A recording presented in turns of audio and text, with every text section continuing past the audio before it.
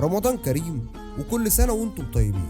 في حلقة النهاردة هقول لك توقيت عرض مسلسل رمضان كريم الجزء الثاني والقناة اللي هيتعرض عليها المسلسل. بس قبل ما ابدأ عايزكم تعملوا لايك للفيديو واشتراك في القناة وتفعلوا زر الجرس. نبدأ حلقتنا بالصلاة على النبي.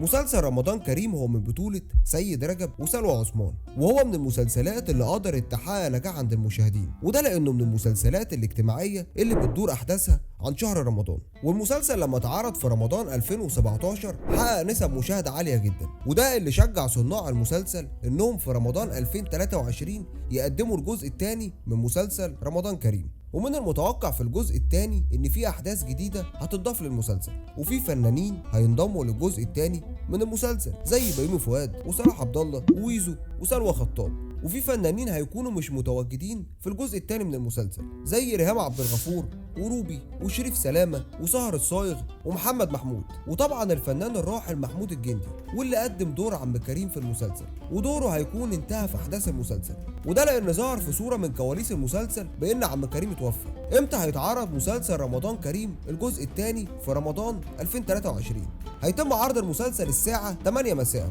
على قناه المحور. ومسلسل رمضان كريم الجزء الثاني هيكون من تأليف احمد عبد الله واخراج سامح عبد العزيز. وبكده اعزائي المشاهدين نكون عرفنا توقيت عرض مسلسل رمضان كريم الجزء الثاني والقناه اللي هيتعرض عليها المسلسل. ما تنسوش لو عجبتكم الحلقه تعملوا لايك للفيديو واشتراك في القناه وتفعلوا زر الجرس عشان يوصل لكم كل جديد هنا على قناتكم قعدة سيما. ودلوقتي بقى سلام.